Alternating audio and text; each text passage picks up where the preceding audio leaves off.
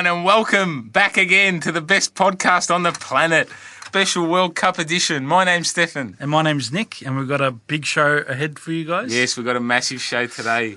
So what are we going to be talking about this week, Stefan? We're going to have our Coach Killer of the Week, who's coming up very shortly. We've also got a lot of transfer news to get through and some managerial appointments as well. Also, we have our massive interview with the one and only Archie Thompson. Socceroo's cult figure, Melbourne Victory legend. The king of Melbourne, the owner of our city, people. Yeah. We're also going to go through the FIFA World Cup groups because it starts this Thursday. Yes, we've got to go through the groups and give everyone our tips. Yep. And we also have some EPL news, some changes that's happening. Oh, yes, for the fixtures, correct. But let's begin with Coach Killer of the Week. All right. Where's my drum roll? It's coming again. Our Coach Killer for this week is Mr. Yaya Toure. Yaya. Why is he our Coach Killer, Stephen? I don't know what happened to this guy. He's making up rumours now that, Pep's a racist, apparently, for selling Wilfred Boney. Well, he's a racist because he doesn't want to give Yaya Toure any... game time. Any game time, yeah. That's right, Yaya is a professional. He should know not to say that, He should know better. Well, he wants to spite Pep and go and sign for a top 6 English side, and only get paid £1 a week just to show that he's still got it. But personally, I don't think he's got it anymore. No, I think he's slowed down heaps. He's slowed down. I really hope. I've been hearing that he's might be going to Manchester United. I really hope that's not true. You don't hope that? As a Man U fan, you wouldn't have him. Why? Yeah, maybe 5-6 years ago, we would have had him. Why not even as a bench? Bench warmer to someone to cut the oranges. And then cut come on out oranges. After. That's right. But I think he's gone the wrong way about it. Didn't Pep? Pep respond? responded just recently. So yesterday, saying that it's obviously all a lie, and we all know that he's not a racist. Well, a few people, even Ozil, has said that he's not. If you're not in his plans, he doesn't give a shit about you, really. That's right, correct. So, and I think it's fair to the man. He's a decent coach. He knows what he wants. So get the fuck over it, really. Yeah, basically. Let's go on to some transfer news. Yes, big news coming out of Italy for Juventus. They've got a new goalkeeper. There's a lot of Juventus news, but Perin is the new Buffon, number 1. Can he be as good as he? I don't think no one can be as good as Buffon or Van der Sar or any of the great keepers of our time. Yep. But I think he can be good for Juventus and good for Italy. Yeah, I think he's better than Donnarumma. That guy that everyone thinks the new Italy keeper.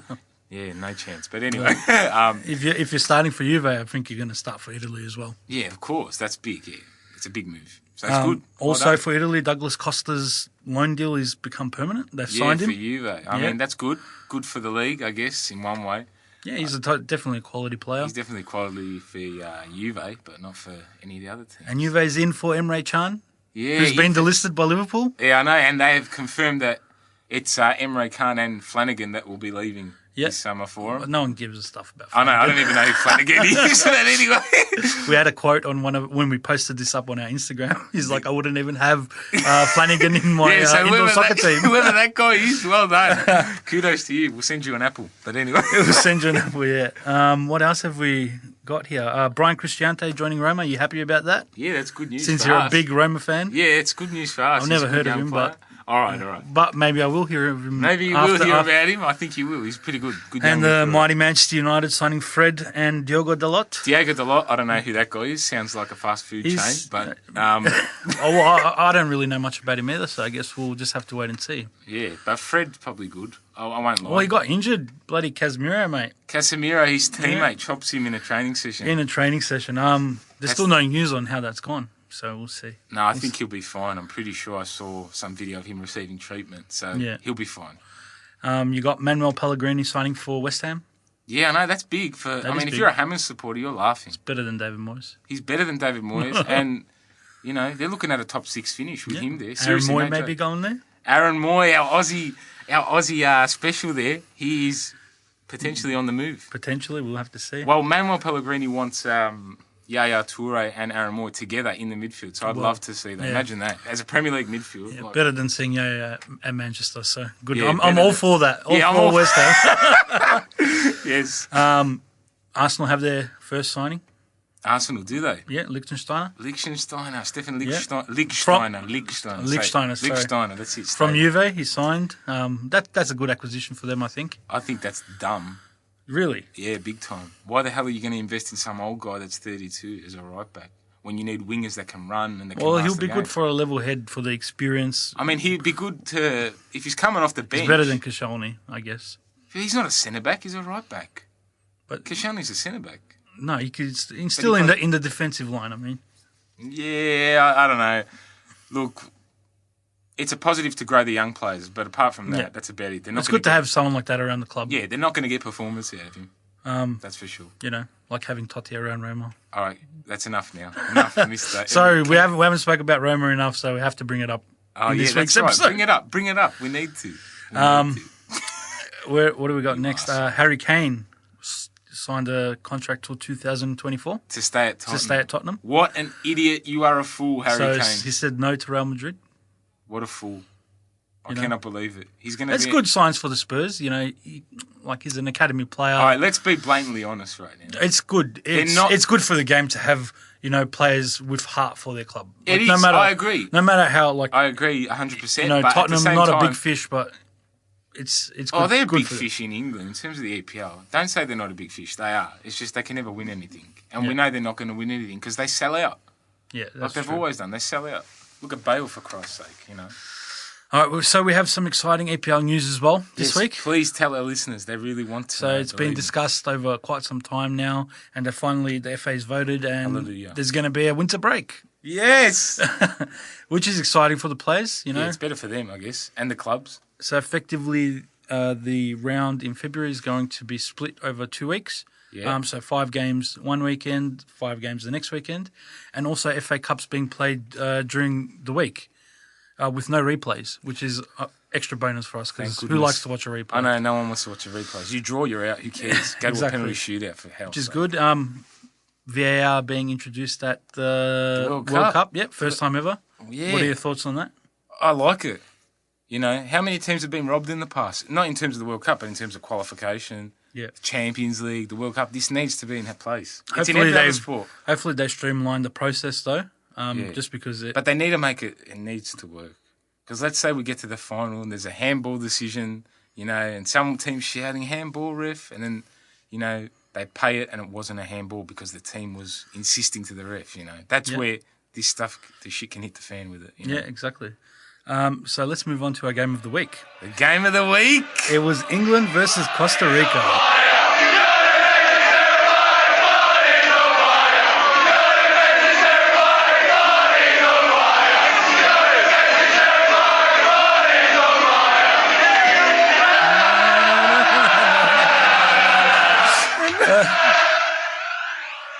So not really Jamie Vardy being on fire, more Marcus Rashford being on fire. But we like the song anyway, so yeah, it's good for the barmy. It's a good song. Yeah, they love it. They love it. So it finished 2-0. Yeah, won the goal by Rashford. That was insane. It was insane. If he does it They'll need him to do that. I think he'll need to. He looks like he's playing with a lot more freedom. He is. He's the X factor. He's big time the X factor. I mean, he is definitely. I think they'll need him, to step up at the World Cup. Yeah, I agree. I think he's like their Lionel Messi for Argentina or their Cristiano Ronaldo for Portugal. Not yet. No, he is. Believe me, not yet. He's not at their quality yet, but he's not at their quality, but as importance-wise, he is. Listen, what I want to narrow it down to is where he can create a goal from nothing. Yeah. Kane also, Dele Alli, Lingard, I'm not so sure. I mean, Marcus Rashford creates a goal from nothing. Yeah. Well, he looks like he's playing for a lot more freedom, which is Go good. Go the Barmy Army. Get up. Come on. Yeah, and they're in very good form. Yeah, I know. Very good form. So, bit scary if you're Belgium. Pretty easy run as well. I know. If they can finish top, if they can top that group. Anything's possible, I guess, for England. Yeah, big time. Go the Barmy Army. Just a quick note. Let's talk about Australia versus Hungary. Yes, Australia versus Hungary. What a game that was. It was Daniel Arzani versus Hungary. Well done, Daniel Arzani. He just looked like he turned the game on its head when he came on. Yeah, I agree. They looked like there was going to be no goal. We looked very shaky in defence, Australia. Very shaky. Mark Milligan, he can't be doing those mistakes when we play France on Saturday. I know. The thing is, you do those silly mistakes that you make in the under-10s against France, they're going to punish you by a lot of goals. They will. So they've got to make sure that everything's sorted out and ready to go by Saturday night. Yeah, that's right. Do you think Daniel Arzani should start? I agree, 100%. I think who sits out, Cruz or Lecky? Tough call. I think Cruz sits out. Cruz sits out? Yeah, Cruz. Or maybe you play him up front. Put Naboo on the bench. Why can't they play Arzani with Naboo up front? And give Cahill a rest. And then if some problem... Cahill, I don't think will start. But speaking of Cahill, if he scores at this World Cup, only 3 other players have done that. Yeah, I know. He's going to be in the elite list. Yeah. But just remember, I don't know if you remember this, but in 2006 against Japan in the World Cup, we're down 1-0. Cahill comes on, bang, 2 goals. Yeah. He scored the first 2 goals That's why ever I think for he's a good impact player coming off the bench. I agree 100%. But I think they need to go for the Aussies need to give the youth a go. And I think Daniel Arzani starting is the best thing for Australia. He shows that he wants it, and he didn't. I think the others maybe treat it more as a friendly match, but he showed something in that game. He was unbelievable, I think, for them. Yeah, go Daniel Arzani. Speaking of Socceroos, yes, we had the pleasure, I should say, to sit down. The honour, not pleasure. The honour to sit down with a legend. Yes, Mr. Archie Thompson. Mr. Archie Thompson. And this is how our interview went. Guys, we have a very special guest here today. He has played 224 games for Melbourne Victory and 54 games for the Socceroos with over 150 goals in his career. Would like to welcome a special guest, Mr. Archie Thompson. Archie Thompson. Hello, Joey. Yeah, not too bad, mate. How you going? Yeah, really good. Yeah, actually had a good little run today and good little training session to get back into it. But yeah, good. Nice. Awesome, good to hear. It's really good to have you on. You're our first guest on our podcast. Yeah. Mate, it's only downhill from now. Yeah, that's right. We'd just like to ask you first, where did your love for the game begin? Where did it begin? Pretty much in the backyard, as most, I think, footballers start. And I was lucky enough to be born into a football family. I mean, quite a large family. I had 3 brothers, 2 sisters, mum and dad, and we all played soccer. So I started at 4 years old, and that was our weekends. Every Sunday we'd jump in the station wagon and go and play football, all of us. So even from mum and dad. So it was we were a football family, mate. It was in the blood. Perfect. Yeah, sounds like it was. Sounds like you really, Yeah, you obviously, born into it. So obviously this career was meant to be, mate. Definitely. Yeah. Well, look, man. I mean, there's obviously been a few obstacles. I mean, it hasn't been easy. I mean, there was a period in my teens where I was kind of at a fork in my short life, whether I'd be a footballer or go down a different path, which, in a kind of way, I think football saved me. Did you get any people telling you that you can't do it and things like that? Did you face any adversity? Of course. I mean, I've had every player or every athlete in any code would have had someone tell them they couldn't do something or couldn't do that. And that kind of drives you a little bit more. But I mean, I was fortunate to have people around me that believed in me, and it was mostly my family that always believed in me. I mean, when you look at football, look at football fans, I mean, it's very fickle. I mean, I'm fickle. I'm a fickle Melbourne Demons supporter, like D's, and I mean, one week they're great and I'm on board, and the next week that's no good, but anyway. Yeah, and the next week I'm throwing stuff at the TV. So I mean, I know what it's like to be a supporter and being fickle, and I know throughout my career that I've had ups and downs, and but I've always had the support of my family. Through any adversity, so that was a blessing for me. Fantastic. Archie, did you have any pre-game rituals and superstitions ever in your career? Or you just take it as it comes? No, look, I actually had a Fix You from Coldplay, which, I've said before in many interviews that that was my ritual before any game, was to make sure I listened to that song, because I had home births with my 2 kids, so I delivered both my kids at home. And my last boy, when he was delivered, there was a bit of complications. And once all that was sorted and he was okay, we replayed the birth video, and through all that complication was the song "Fix You." So then that was my song for any game, because it kind of just reminded me of why I'm playing the game. Good motivation, yeah. Good. Awesome. I mean, a song that I love. and the reasons behind it. But then, I mean, this passion for football aside, I mean, family was the reason why I was playing football too. Of course, man. Yeah, definitely. That's really inspiring, Archie. I'm glad we actually asked you that question. Yeah. Also, Arch, how do you feel that you are the king of Melbourne? Let's be honest. No, okay, you can say that. Yeah, Melbourne Victory cult figure, for sure. Mate, you are a Melbourne Victory cult figure. Like, you own this city. You realise that, don't you? No, not really. Okay, yes, I do. That's what No, look, mate, I've always been one that I think I've always kind of taken a liking with any sort of supporters that wherever I've played. I mean, just the fact that I give time, and I think whenever I urge anybody or any player or any young one come through, man, it's just to give you time, man, because it's like 10 seconds, 15 seconds. That's right. It can mean the difference to, like, putting a smile on someone's face. You don't know what's going on in their life. And, they pay their hard-earned money to come and watch these guys. You know what I mean? What a profession. These guys.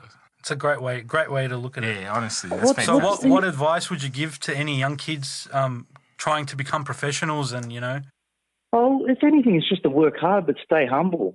I mean, look, at the end of the day, I mean, for me, playing football is amazing, and it brings so much joy to everyone because, it's an escape for a lot of people to go. But at the end of the day, I mean, for me, it's just like, okay, I kick a leather ball around that people enjoy watching, but I'm not saving anybody's lives. I mean, I'm not a doctor. I'm not a paramedic. I'm not a lifeguard. So for me, I'm just everyone else. But I mean, I think because everyone likes to go to football to escape what they're going through, just to have a bit of enjoyment. A lot of people's heroes are sports stars. That's right. Yeah, well, that's right. I mean, so we've got to, obviously we've got to show a certain persona as we are out on the field. Sometimes we've got a lot of stuff that's going behind our back that we've got to put a lot of face on. So if one of the people out there are listening or supporters is someone you go to get an autograph off and, they kind of blank you. Sometimes it's not because of their arrogance, maybe because they've got dealing with other stuff. And that day they couldn't put that face on, and and it just got too much. I mean, definitely we're all human. We're all human, and sometimes there's a lot of pressure on us. I mean, we've got to be these role models, and fair enough. I mean, we're in a position that we can change people's lives, or help people, or give people the dream to strive to. But mate, we're all human, and we all have issues. So I agree, mate. But if anything, mate, is just stay humble and work hard for the youngsters. Awesome advice. Yes. Now, a bit of a personal question. We want to know, how did you feel when you got the call from Gus Hiddink to go to the 2006 World Cup, Archie? Mate, wrapped. Yeah, totally wrapped. Look, I think it was before, when he first came in, there was always that nerves about whether he was going to like me as a player, because, he's had such a huge career. He's well known around the world. How was he going to take to me? That's when I was the most nervous, was when he first came in. And sorry to cut you off, Archie. Just a quick query: Did you work with him at PSV at your time at PSV Eindhoven? Yeah, so no, that came after. Okay. So this was like when he first came in. He first came into the Australian job. That's when I was first nervous. That's when most players are first nervous. But then you kind of, as the camps went on, the games went on, qualifications came on. You kind of see that he liked certain players, or he liked you. And so you kind of knew before the selection was happening that you had a 90% chance that you were going to Germany. But the thing is that he liked me that much that he actually took me to PSV. So I was on loan for 6-7 months, and that was a great experience for me. That sounds awesome. Yeah, I can't imagine how you felt, mate. That would have been, especially being part of that 2006 team. Yeah, definitely. Yeah, well, we should have made it through, but anyway. Yeah, well, that's right. When you look at the names you got on that team sheet or Archie in that squad, Thompson, Archie Thompson, unbelievable. Yeah, you can. Cool. So, Archie, now that the World Cup squad has been finalised, how do you think we'll actually go in the World Cup?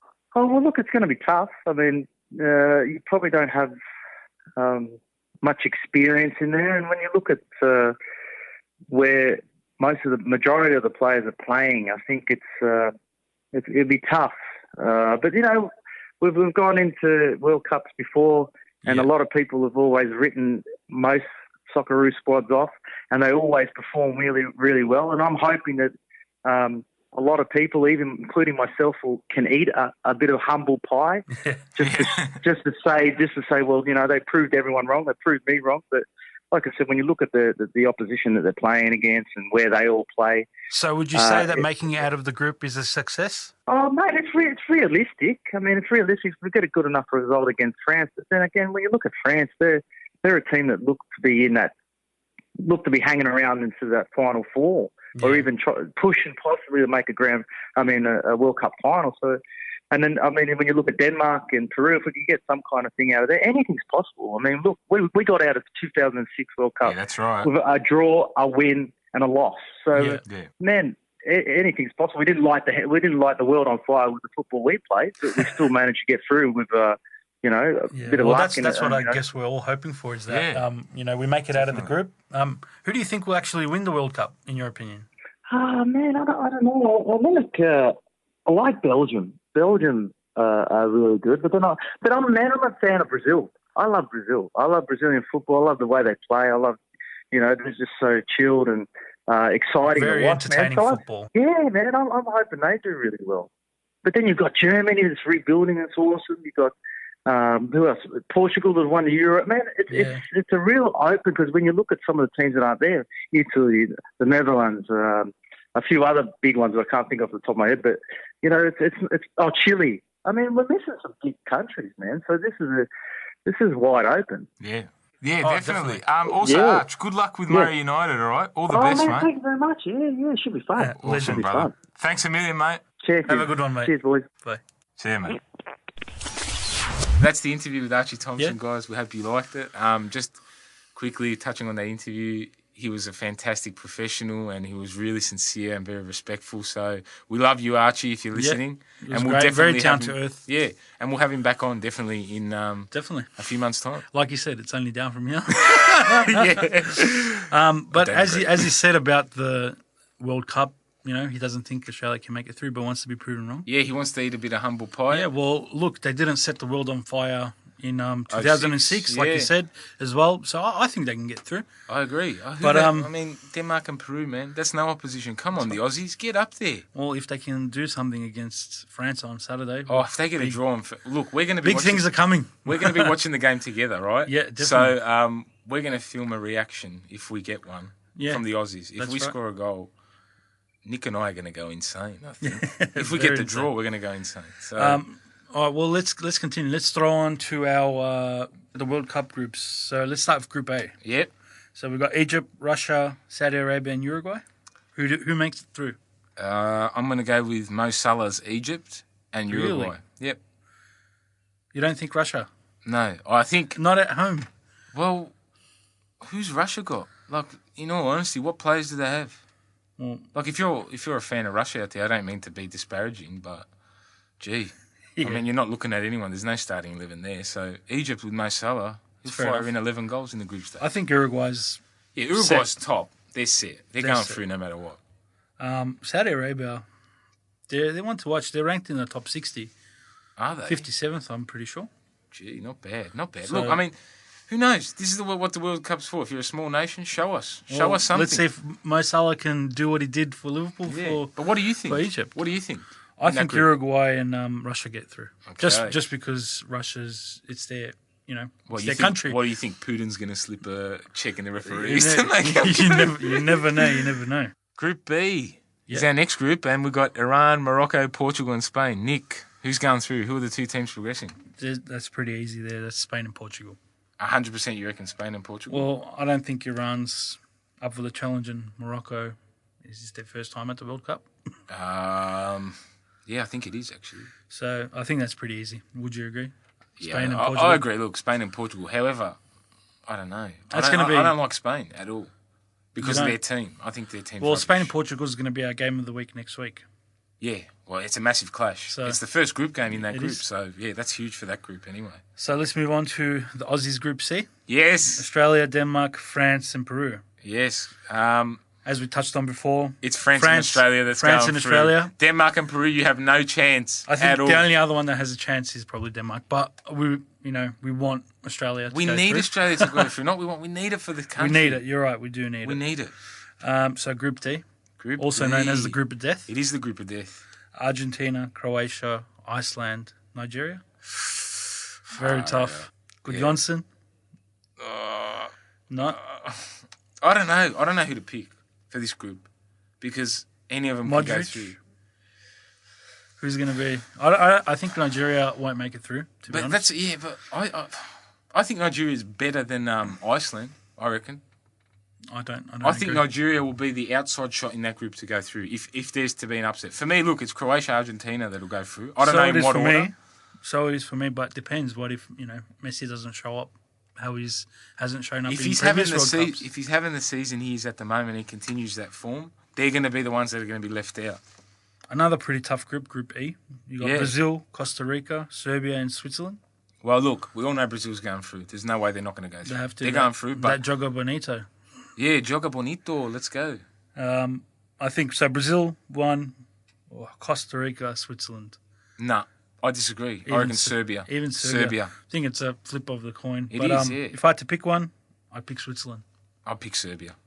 So we've got what? Group F. Yeah. Germany, the cup holders, with Mexico, South Korea, and Sweden. Would you say Germany's the favourite to win the World Cup? They are the favourite. And I did put them as number one because of that in our last episode. We forgot to mention France last week, though. We did, but let's be honest, we don't agree that the French will do anything. Yeah. Anyway, back to Group F. Back to Group F. So Germany makes it through. Sweden, South Korea, Mexico. I'm going with Sweden. I'm going with Mexico. I think Mexico's... Chicharito. Yeah, but, Chicharito and whatever, but Mexico always go to the World Cup. They're just there to fill the numbers, in my opinion. They're never going to do anything. What have they done? Nothing. Group G has my favourites, Belgium in there, and England, Panama and Tunisia. Belgium. Who makes it through? You know what? England's going through 100% out of that group. Belgium, I don't know. You don't think Belgium can beat Panama and Tunisia? Two wins there to make it through. But they're Belgium. Belgium's like that team. They're favourites, all the time. Well, they're in great form. They're playing as a cohesive unit at the moment in their friendly games. I don't see why not. Who have they played in their friendly games? Like, who have they played? They haven't had any big opposition. You can't say, based off a friendly match, that you... Well, they beat Egypt 3-0. They drew with Portugal 0-0. They beat Saudi Arabia 4-0. Hang on. I think what did you say? They team. drew with Portugal how much? It was 0-0. Yeah. And that's Portugal, which is a one-man team. Well, they're beating everyone else. They haven't lost in their past 10. Look, I reckon they'll scrape to go through as per usual. Cause I think you're out of your mind saying that. But really? We'll see. I think they're Belgium making will the scrape final to go through. anyway. They're making the final, you reckon? They're making the final. All right, folks, you heard it here first. That's right. Nick thinks Belgium will make the World Cup final this season. I don't know our last what group? you're taking, but anyway. Our last group? Group H, the last group. This group's up for grabs. It's Colombia, Japan, Poland, and Senegal. Ooh, yeah. I know all mediocre teams. Oh, don't say that, Nick. You know what? Senegal. Yeah, me too. I agree. Senegal and Mane, Koulibaly. Senegal and Poland because of Lewandowski. Yeah, I agree. 100%. He needs it. There's something we agree on, Nick. Yeah, it's about time. Finally. There you go. But, overall, Brazil, Belgium. All right, now, final. Look. What's your final? Give me your prediction. What's your final? My final? Yeah. Oh, it's a tough one.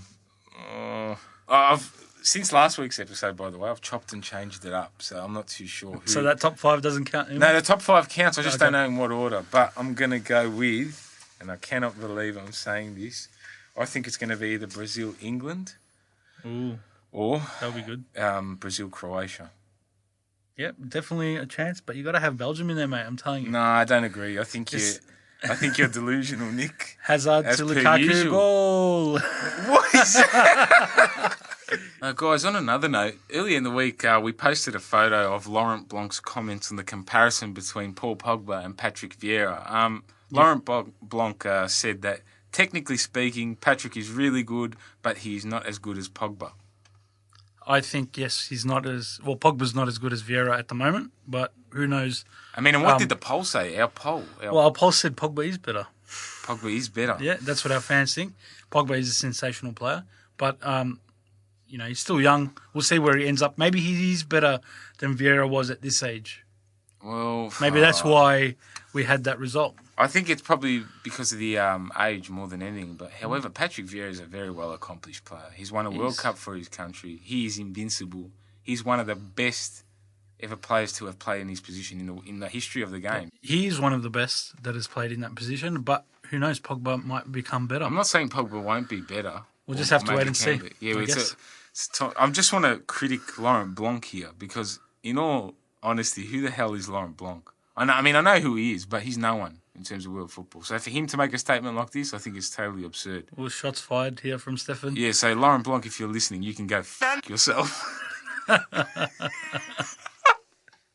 And just finally, Patrick Vieira has been announced as the coach of OGC Nice. Yeah, so that's his first professional job. I'm looking to see. First proper gig. He just left New York City. Yeah, hopefully he does well. Good on him. All the best to him, Mr. Patrick Vieira. Yeah, you're not as good as Pogba, but according to our viewers. According to our followers on Instagram. Nick, can you feel it? Yes, I can. The World Cup's here, mate. Yeah, it's almost here. I can't wait. Can't wait for the first Aussie game. Can't wait, to see what happens. Exciting times. It's great. It's a great time to be alive, people. The FIFA World Cup is here. It's upon us. That's right. So Friday 1 a.m. first game, Russia versus Saudi Arabia. Give us a tip. Wait.